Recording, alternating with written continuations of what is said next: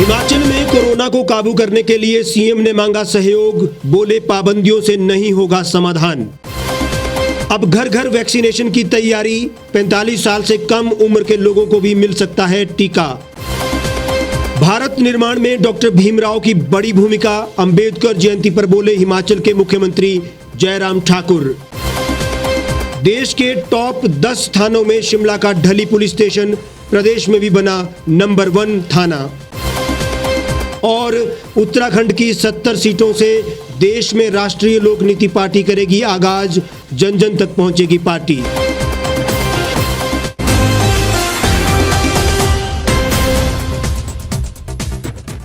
नमस्कार, स्वागत है आपका द रीव टाइम्स न्यूज चैनल में। आपके साथ मैं हूं हेमराज चौहान। अब खबरें विस्तार से।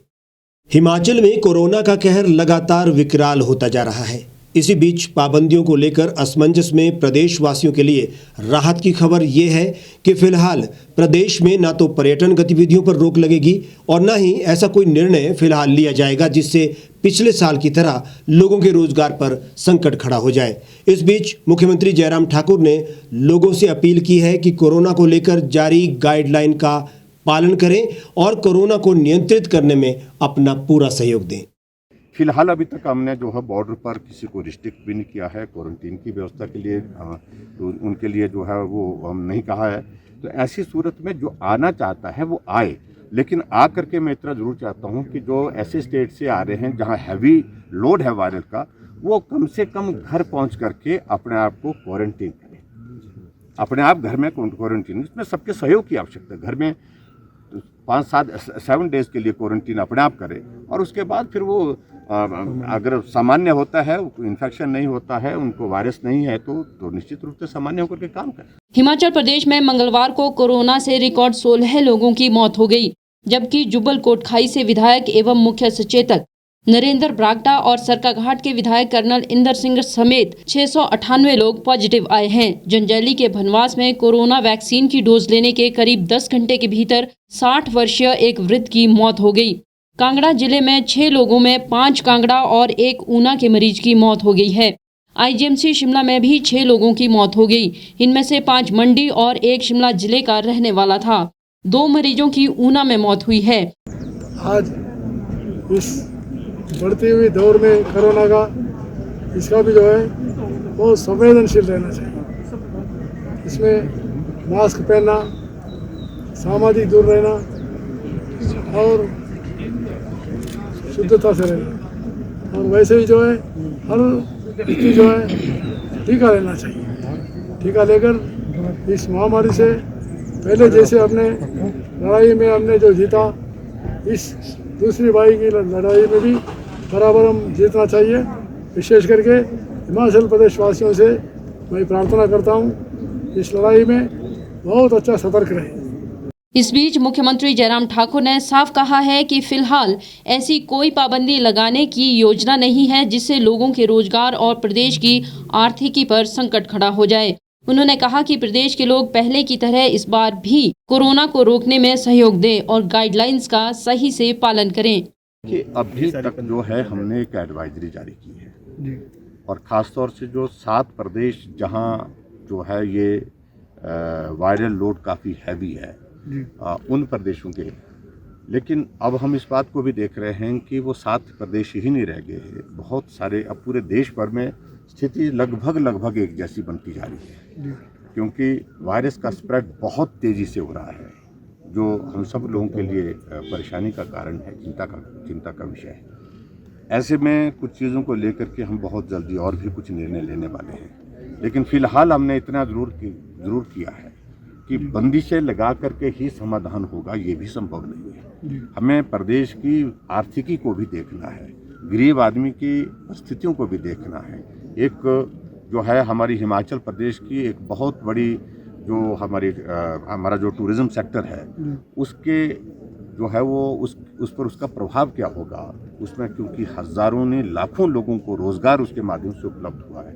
उस सारी चीज़ पर भी आकलन करना, बातों को लेकर के विचार करेंगे। स्कूल कॉलेज ये सारे निर्णय हमने किए हैं, लेकिन फिर भी अभी की स्थिति में जो बहुत ज़रूरी है, जो सबसे ज़्यादा ज़रूरी है कि समाज का सहयोग जिस प्रकार से पिछले साल हमको जब कोरोना शुरू हुआ था उस वक्त जिस प्रकार से मिल रहा था हर बात को लेकर के, अभी भी मैं इस बात से अपने देश की जनता से इसी बात के लिए आग्रह करूंगा कि बिल्कुल भी इस वायरस को हल्के में ना लें।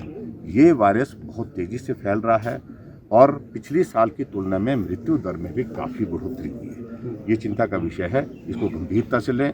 इसलिए सोशल डिस्टेंसिंग, सामाजिक दूरी के साथ साथ में ये मास्क पहनना और जो हमने जो गाइडलाइंस दी हैं उन सारी चीज़ों का पालन करें। बाहर से जो लोग आएंगे उनके लिए होटलियर एसोसिएशन के साथ हमने जो SOP जो उनको दिया गया है उसके तहत ऑलरेडी प्रोविज़न है। जब वहाँ पर आएंगे तो उन सारी चीज़ों को देखेंगे, किसी को सिम्टम्स तो नहीं है, इमीडिएटली डॉक्टर से वो उनको लिए सैंपल लेने के लिए कहेंगे। ऐसी परिस्थिति में जहाँ दूसरे प्रदेशों से आए तो उनसे उनका वो भी चेक करें, सुनिश्चित करें कि वो जो 72 आवर्स की हमारी कोविड की जो हमारी जो रिपोर्ट है वो उनके पास उपलब्ध है। ऐसी सारी चीज़ों को लेकर के हम प्रयत्न करें और वहाँ पर जो कामकाज करने के लिए जो स्टाफ है सारा वहाँ होटल में, उसके लिए भी हमने जो SOP तय किया है उस SOP के तहत ही वो लोग काम करें। हिमाचल प्रदेश में हालांकि अभी बाकी कुछ प्रदेशों की तरह स्थिति बेकाबू नहीं है, लेकिन फिर भी लोगों को ये समझने की ज़रूरत रहेगी कि बचाव में ही बचाव है। मास्क पहने और सोशल डिस्टेंसिंग का पालन करें। 45 वर्ष से ऊपर के लोग टीकाकरण अभियान का हिस्सा अनिवार्य रूप से बने। द रीप टाइम्स बार बार अपील कर रहा है कि स्वयं और समाज की सुरक्षा में अपना सहयोग दें। देश में स्पुतनिक वी नई वैक्सीन की एंट्री के बाद अब लोगों के घर घर जाकर वैक्सीन लगवाने की तैयारी हो रही है। देश की कई कंपनियों ने केंद्रीय स्वास्थ्य मंत्रालय से डोर स्टेप वैक्सीनेशन के लिए संपर्क भी किया है। अनुमान है कि अगले कुछ दिनों में इस पर फैसला हो जाएगा। देश में कोरोना के लगातार बढ़ते मामलों के बीच वैक्सीनेशन की प्रक्रिया बहुत तेजी से चल रही है। 10 करोड़ से ज़्यादा लोगों को अब तक वैक्सीन लग चुकी है। स्पुतनिक वैक्सीन की अनुमति के साथ योजना अब घर घर जाकर लोगों की वैक्सीनेशन करने की हो रही है। सरकार की योजना है कि अगले 3 महीनों में देश की एक बहुत बड़ी आबादी को टीका लगाया जा सकता है। इसके लिए 45 साल से कम उम्र के लोगों के लिए भी टीकाकरण की अनुमति देने की योजना बनाई जा रही है। स्वास्थ्य मंत्रालय के अधिकारियों के मुताबिक जैसे ही अनुमति मिलती है उसके साथ ही लोगों को घर घर वैक्सीनेशन की भी अनुमति मिलने का पूरा अनुमान है। देश में जिस तरह से कोविड का कहर टूटा है उससे सरकार भी चिंतित है कि किसी तरह से सभी तक टीकाकरण अभियान को पहुंचाकर इसे सफल बनाया जाए। इसलिए हर संभव कोशिशें जारी है ताकि इस प्रकोप पर विराम लगाया जा सके। कई फार्मा कंपनियों ने केंद्रीय स्वास्थ्य मंत्रालय को एक प्रस्ताव भेजा है जिसमें इन कंपनियों ने प्राइवेट कंपनी की वैक्सीन से लेकर सरकारी वैक्सीन को लोगों के घरों में लगाने की बात की है। हालांकि इनके लिए इन कंपनियों ने प्रति व्यक्ति 25 से 37 रुपए तक लेने की अनुमति का प्रस्ताव केंद्र सरकार को सौंपा है। स्वास्थ्य मंत्रालय के मुताबिक लोगों को अगर घर घर वैक्सीन लगाने की व्यवस्था की जाएगी तो शुरुआती चरण में केंद्रीय स्वास्थ्य मंत्रालय अपने सरकारी नेटवर्क के इस्तेमाल से ही करेगा। देश में जिस तरह से कोविड का कहर टूटा है उससे सरकार भी चिंतित है कि किस तरह से सभी तक टीकाकरण अभियान को पहुंचाकर इसे सफल बनाया जाए। इसके लिए हर संभव कोशिशें जारी है ताकि इस प्रकोप पर विराम लगाया जा सके। हर साल 14 अप्रैल को संविधान निर्माता डॉक्टर भीमराव अंबेडकर के जन्म दिवस के अवसर पर अंबेडकर जयंती मनाई जाती है। ये 14 अप्रैल 1891 का दिन था जब दलितों के हक की लड़ाई लड़ने वाला और भारत के संविधान के निर्माता भीमराव अंबेडकर का जन्म हुआ था। उनका जन्म मध्य प्रदेश के महू में हुआ था। 14 अप्रैल के इसी मौके पर हिमाचल के मुख्यमंत्री जयराम ठाकुर और राज्यपाल बंडारू दत्तात्रेय ने भी अंबेडकर को पुष्पांजलि अर्पित की और देश निर्माण में उनके योगदान को याद किया। श्री बंडारू दत्तात्रेय जी का स्वागत करते हैं, अभिनंदन करते हैं। डॉक्टर भीमराव अंबेडकर जी को पुष्पांजलि अर्पित करने के लिए वे यहाँ पर उपस्थित हुए हैं।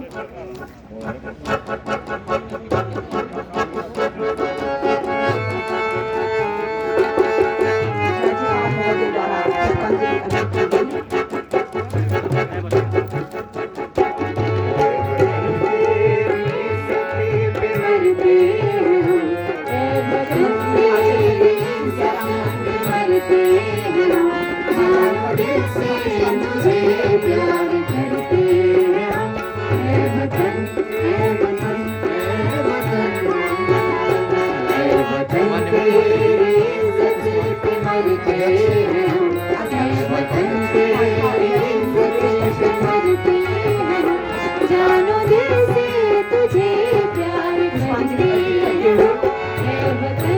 अंबेडकर जयंती के मौके पर शिमला के चौड़ा मैदान स्थित अंबेडकर चौक पर आज एक कार्यक्रम का आयोजन किया गया। इस मौके पर मुख्यमंत्री जयराम ठाकुर ने पुष्पांजलि अर्पित की और राष्ट्र निर्माण में उनके योगदान को याद किया।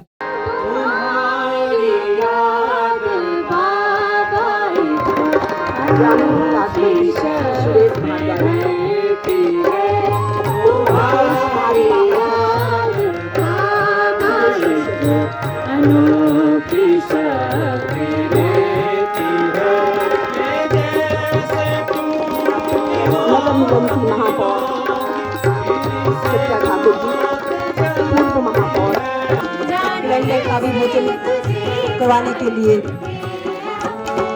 विनम्र निवेदन। कैलेंडर का अनावरण। इससे पूर्व राज्यपाल बंडारू दत्तात्रेय, मुख्यमंत्री और अन्यों ने माल्यार्पण करते हुए डॉक्टर भीमराव अंबेडकर को याद किया। राज्यपाल ने भी लोगों को अपना संदेश दिया। इस मौके पर मुख्यमंत्री ने कहा कि जब भारत संविधान निर्माण के पथ पर आगे बढ़ रहा था तो ये जिम्मेदारी डॉक्टर भीमराव अंबेडकर को दी गई। ये बेहद कठिन कार्य था, लेकिन अंबेडकर ने अपने ज्ञान के सहारे इसे बखूबी निभाया। इतना ही नहीं, समाज के गरीब और पिछड़े वर्ग के उत्थान के लिए अंबेडकर ने जो योगदान दिया उससे कभी भुलाया नहीं जा सकता। डॉक्टर भीमराव अंबेडकर जी का आज उनकी जन्म जयंती है और मैं इस अवसर पर भीमराव अंबेडकर जी के समाज के लिए हर क्षेत्र में किए योगदान को स्मरण करता हूं और उनको श्रद्धांजलि देता हूं। भारत आज़ाद होने के पश्चात आगे बढ़कर के संवैधानिक परिधि में काम करने की दिशा में जब बढ़ रहा था तो भारत के संविधान के निर्माण में कौन लोग अपना योगदान दे, कौन इस सारे काम को करे, महत्वपूर्ण काम, कठिन काम था, मुश्किल काम था, तो डॉक्टर भीमराव अंबेडकर जी को ये दायित्व सौंपा गया और उन्होंने बहुत बखूबी के साथ, क्योंकि अध्ययन उनका बहुत ज़्यादा था, अध्ययन से ज़्यादा उनका जीवन का अपना एक अनुभव था, क्योंकि गरीब परिवार में जन्म लेने के बाद और अनुसूचित जाति के परिवार में जन्म लेने के पश्चात बहुत सारी सामाजिक जो हमारी ऐसी परिस्थितियां थी, उन परिस्थितियों के दौर में से गुजर करके जीवन में बहुत कुछ सीखा था। इसलिए उन्हें हमेशा इस लड़ाई को लड़ा कि गरीब का भला कैसे हो, वो संविधान के दायरे में उसकी मदद कैसे हो सकती है। हमारे ऐसी जातियां जो पिछड़ी हुई हैं, जिनके लिए बहुत काम करने की ज़रूरत है, मदद करने की ज़रूरत है, उनको आगे बढ़ाने की ज़रूरत है, उस दृष्टि से उनके लिए हम संवैधानिक दृष्टि से क्या प्रावधान जोड़ सकते हैं जिसके माध्यम से वो आगे बढ़ कर के काम कर सकें। ऐसी परिस्थिति में भारत का संविधान का निर्माण हुआ और डॉक्टर भीमराव अंबेडकर जी को आज हम संविधान निर्माता के रूप में भी जानते हैं। आज भी हम इस बात से सहमत हैं, बहुत सारी चीज़ें अच्छी हुई, आगे बढ़ कर के समाज हर क्षेत्र में काम कर रहा है, लेकिन फिर भी बहुत सारी चीज़ें ऐसी हैं कि जहां सामाजिक कुरीतियाँ, समाज में अभी तक जो विषमताएं हैं और जाति की बातें अगर हम कहते हैं तो उन सारी बातों को अभी भी बहुत ज़्यादा जो है वो ठीक करने की आवश्यकता है। तो आज के इस अवसर पर मैं डॉक्टर भीमराव अंबेडकर जी के इस जन्म जयंती पर जहां मैं उनको श्रद्धांजलि देता हूं, वहां यही कहना चाहूँगा कि समाज में आज भी पिछड़े वर्ग के लिए, पिछड़ी जाति के लिए, पिछड़े समाज के लिए काम करने की बहुत सारी आवश्यकताएं अभी भी अनुभव करते हैं। संवैधानिक अधिकार के तहत जो चीज़ें की जा रही है वो की जा रही हैं, लेकिन सामाजिक तौर पर हम सब लोगों को उसको आगे बढ़ करके काम करना है। इस मौके पर राज्यपाल बंडारू दत्तात्रेय ने डॉक्टर भीमराव अंबेडकर को सभी के लिए प्रेरणा स्रोत बताया और कहा कि आज जो भी आरक्षण जैसी सुविधाएं हैं वे अंबेडकर की ही देन है। आज डॉक्टर बाबा साहब अम्बेडकर का जन्म दिवस है। बाबा साहब अम्बेडकर बहुत गरीब और दलित परिवार में जन्म लेने के बावजूद उन्होंने देश में सबसे बड़ा एक महान नेता बने, इसलिए उनकी जो शिक्षा थी, शिक्षा ने जो है वो 3 डॉक्टरेट जो है प्राप्त करे ऐसा महान नेता थे। उनकी शिक्षा के लिए गरीबी कभी आड़ में नहीं आई, गरीबी में भी उन्होंने अपना जीवन में संघर्ष किया और सारे देश के जितने भी जो विकसित लोग हैं, दलित है, पिछड़े हुए लोग हैं, महिला है, ऐसे लोगों के लिए उन्होंने संघर्ष किया और देश की एक बहुत बड़ा देन उन्होंने अपने को दिया है। वही हमारा संविधान, हमारा संविधान का निर्माता भी है और उन्होंने बहुत से विषयों पर छूत, सामाजिक न्याय, आर्थिक न्याय, ऐसे विषयों को उन्होंने न्याय दिया है। आज SC, ST या OBC वर्गों को आज जो भी रिजर्वेशन अगर प्राप्त हुए वो डॉक्टर बाबा साहब अम्बेडकर का देन है, तो इसलिए उनको श्रद्धांजलि देना और आज हमारी युवा पीढ़ी छूत को और वैसे ही जात पात को दूर रखते हुए अपने देश की उन्नति के लिए हम शिक्षा का माध्यम बहुत बढ़ाना चाहिए।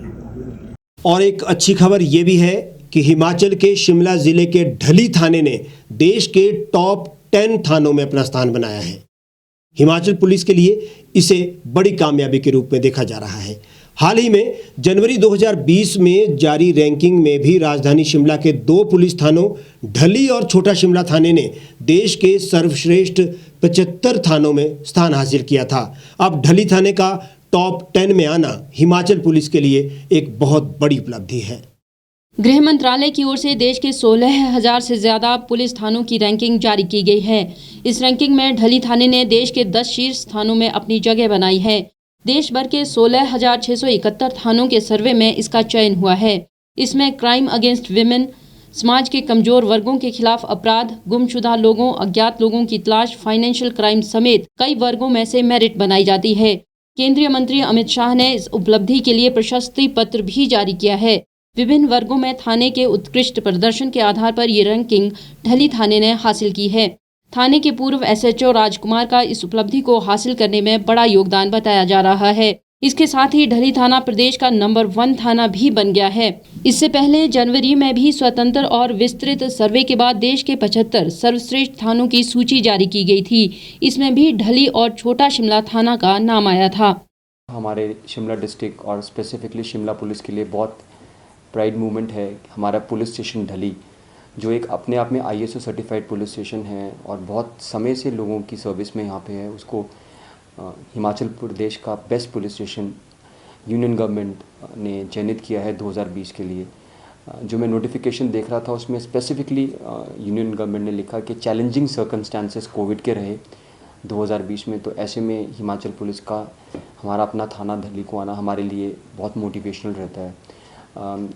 इफ़ आई रिमेंबर हमने आपसे लास्ट टाइम शेयर किया था कि हिमाचल में शिमला डिस्ट्रिक्ट के 2 थाने ढली और ईस्ट 75 पुलिस स्टेशंस में इंडिया में चयनित हुए थे, जिसमें 16,671 पुलिस स्टेशंस हमारे पूरे भारत में हैं। उसमें से 2 थाने चयनित थे। उसके बाद ढली को number 1 police station Himachal Pradesh का रैंक में आया है। SP शिमला मोहित चावला ने कहा कि फ्रेश सर्टिफिकेट जो जारी हुआ है उसमें ढली थाना टॉप 10 में है। शिमला पुलिस ने नागरिक पहले वाली थ्योरी पर कार्य करते हुए ये उपलब्धि हासिल की है। SP ने ढली थाना के सभी वर्तमान और पूर्व स्टाफ को इस मौके पर शुभकामनाएं दी। ढली को number 1 police station Himachal Pradesh का रैंक में आया है।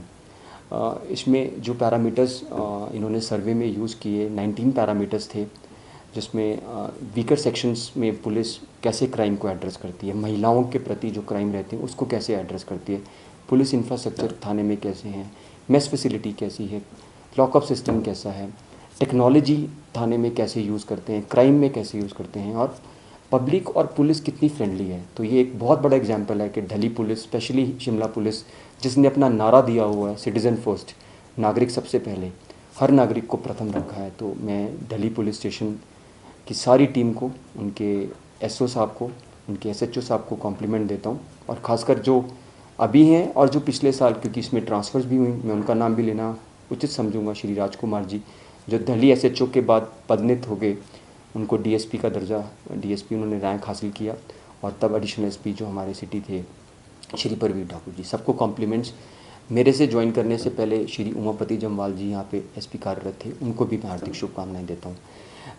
उन्होंने नोटिफिकेशन में एक और बात मैंने स्टडी की कि डाटा एनालिसिस, पब्लिक फीडबैक और डायरेक्ट उन्होंने, उनकी टीम ने सर्वे किया, उसमें भी अगर हमारा दिल्ली पुलिस स्टेशन आता है, दैट मीन्स ना सिर्फ visibly but professionally Delhi police अच्छा काम कर रही है, और हम आशा करेंगे कि उसी डेडिकेशन से काम करें। मैं हर बारी एक बात बोलता हूँ कि जब भी कोई रिकॉग्निशन या रिवॉर्ड मिलता है तो आपकी रिस्पॉन्सिबिलिटी मैनीफोल्ड बढ़ जाती है, तो हमारे कंधों पे ज़्यादा रिस्पॉन्सिबिलिटी है, और ख़ासकर कोविड में, क्योंकि कोविड की सेकंड सर्ज चली है, आप लोगों ने हमें कोरोना वॉरियर, कोविड वॉरियर का दर्जा दिया है, तो हम आशा करेंगे कि उसी सत्यनिष्ठा और दृढ़ता से हम काम करें और आप सबका सहयोग हमें मिलता रहे।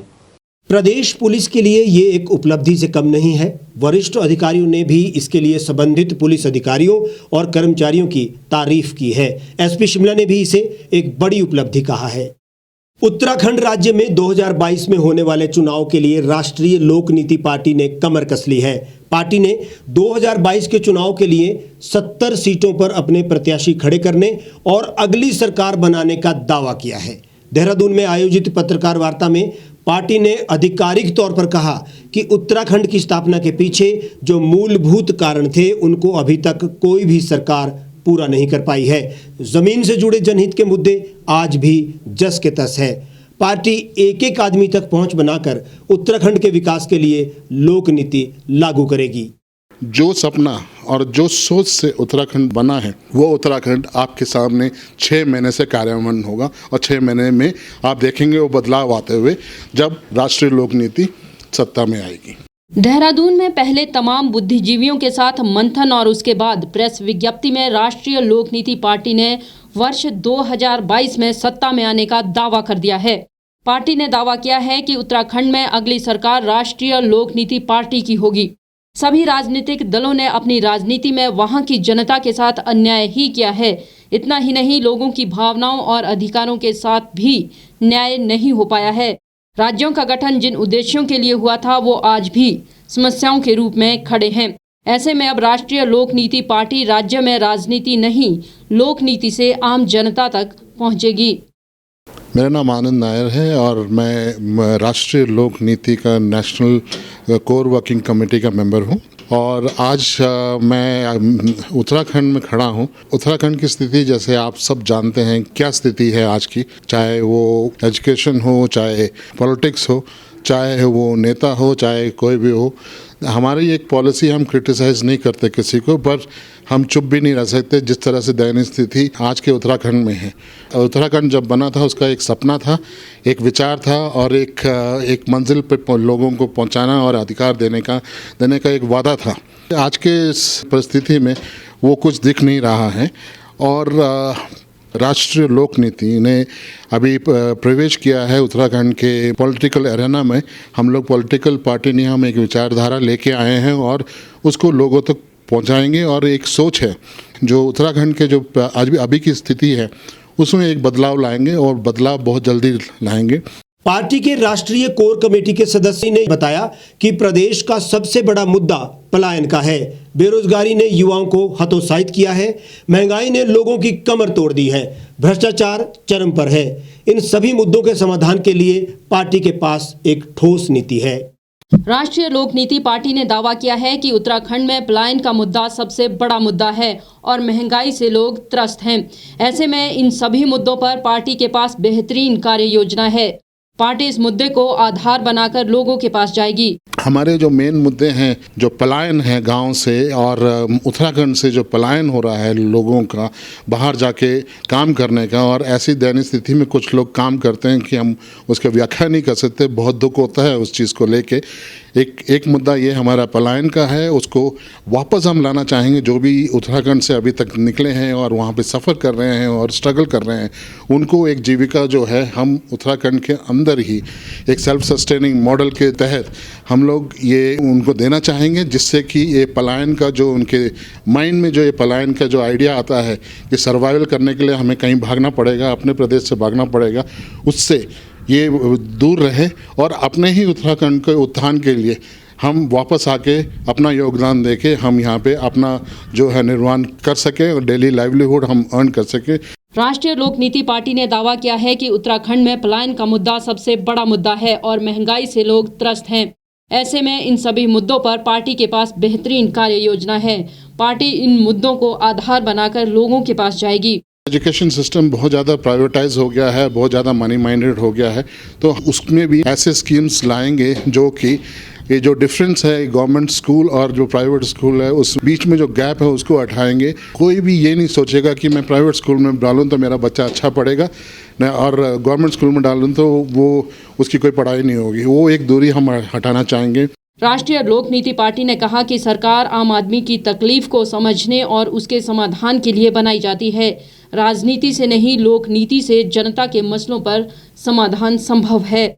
भ्रष्टाचार अपने चरम पर है। ऐसे में प्रत्येक जनप्रतिनिधि एवं अधिकारियों का लोग स्वयं ऑनलाइन आकलन कर सकेंगे, जिससे पारदर्शिता आएगी और कार्यक्षमता भी बढ़ेगी। सरकार बनने के 6 महीने में 50,000 लोगों को रोजगार दिया जाएगा, जिससे पार्टी का संकल्प समझा जाए। आप देखेंगे कितने यूथ अनएम्प्लॉयड हैं। हम इन युवाओं को इन्वॉल्व करेंगे ऐसे स्कीम में, अपनी जगह पे, अपने गांव के, अपने पंचायत में हम ऐसे स्कीम्स लाएंगे जिससे कि हम उनका जो अनएम्प्लॉयमेंट जो उत्तराखंड में आज स्थिति है उसको हम बिल्कुल ही हटाएंगे। यहाँ तक हम आपको वादा करते हैं कि राष्ट्रीय लोक नीति जब आएगी पावर में, with in 6 month assured 50,000 employment देगी यूथ को। वो सारे लेवल पे दी जाएगी। ये मात्र सिर्फ कहने की नहीं है, हमारा प्लान बन चुका है, हमारे पास ब्लूप्रिंट रेडी है। हम सिर्फ पावर में आने के बाद ये चीज़ें धरातल में हम उतारेंगे। और जब हम एम्प्लॉयमेंट की बात कर रहे हैं, जो 50,000 एम्प्लॉयमेंट जो हम देने वाले हैं, वो हम अपने जो राष्ट्रीय लोक नीति पार्टी का जो कोर प्रिंसिपल है, governance with accountability and transparency, आप देखेंगे कि हमारे जो वेबसाइट है, ऑफिशियल वेबसाइट जो होगा गवर्नमेंट का, उसमें किस किस को एम्प्लॉयमेंट दिया है, उसके नाम, उसके फ़ोन नंबर, उसके ईमेल आईडी, उसके ताल्लुक लेवल तक, कहाँ पे गांव है, उस लेवल तक हम सारा इन्फॉर्मेशन ऑन स्क्रीन होंगे, ताकि पब्लिक स्क्रूटनी में किसी को भी चेक करना है वो कॉल करके उस इंसान से पूछ सकता है, उस युवा से पूछ सकता है कि वाकई में नौकरी मिली या नहीं। ये हम आपको वादा करते हैं। जो सपना और जो सोच से उत्तराखंड बना है, वो उत्तराखंड आपके सामने 6 महीने से कार्यान्वयन होगा और 6 महीने में आप देखेंगे वो बदलाव आते हुए जब राष्ट्रीय लोक नीति सत्ता में आएगी। सत्ता के लिए सियासी दांवपेच अब शुरू हो चुके हैं। ऐसे में देखना यह है कि 2 पार्टियों के बीच बंटने वाली सत्ता में उत्तराखंड राष्ट्रीय लोक नीति पार्टी को किस प्रकार जन समर्थन देता है, क्योंकि वायदों की कसौटी पर तो पूर्व में सरकारें बनी, लेकिन राजनीति की ही बात होती रही। लोक नीति की बात करने वाला ये नया राजनीतिक दल स्वयं को कहां तक पहुंचा पाता है, अभी ये सब देखना बाकी है। हमारे आज के इस बुलेटिन में फिलहाल इतना ही। आप तमाम खबरों के लिए हमारे साथ बने रहिए, देखते रहिए द रीव टाइम्स।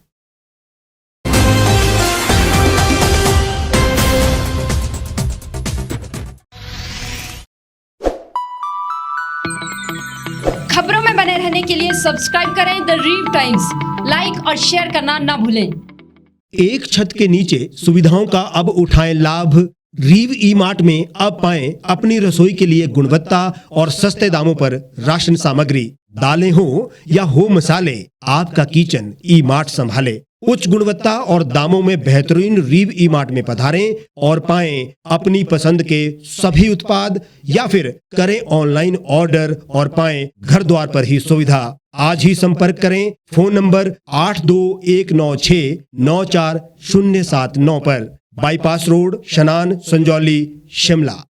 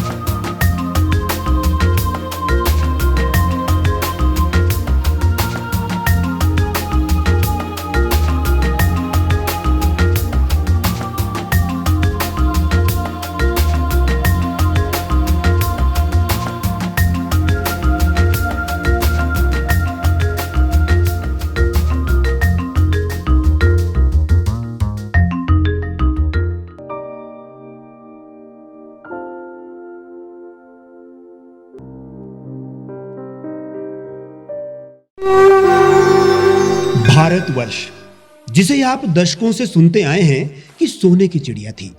इसके पंख पहले मुगलों ने कुतरे, फिर अंग्रेजों ने, और आज राजनीतिक प्राणी कोई कोर कसर नहीं छोड़ रहे। आज भी लगभग 25 करोड़ लोग रात को भूखे सोते हैं। करीब 2 करोड़ लोगों के पास घर नहीं है। भ्रष्टाचार में हमारा 176 देशों में 80 नंबर आता है। औसतन 100 महिलाओं के साथ हर दिन ज्यादतियां होती है और ना जाने क्या क्या।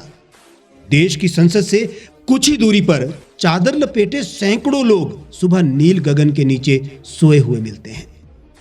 क्या आप एक ऐसे भारत की परिकल्पना नहीं करना चाहेंगे जहां कुछ ऐसा किया जाए कि 1 वर्ष के भीतर देश में कोई भिखारी या लाचार भी आश्रयहीन न रहे?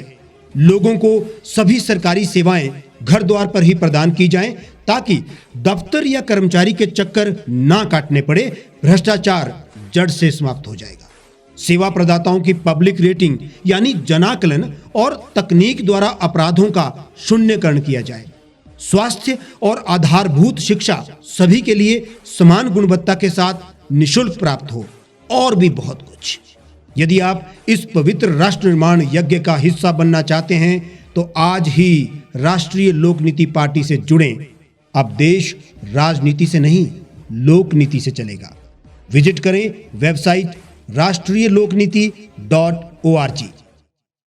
गांव की चौपालों से लेकर संसद के गलियारों तक, गृहिणी के चूल्हे से लेकर निवेश और बाजारों तक, किसानों के हाल से लेकर खेत और खलिहानों तक, शिक्षा और स्वास्थ्य से लेकर खेल के मैदानों तक, संसद के प्रधान से लेकर पंचायत के पंच तक, सेंट्रल हॉल से लेकर ग्राम सभा के मंच तक, हर खबर पर रहेगी हमारी पैनी नजर।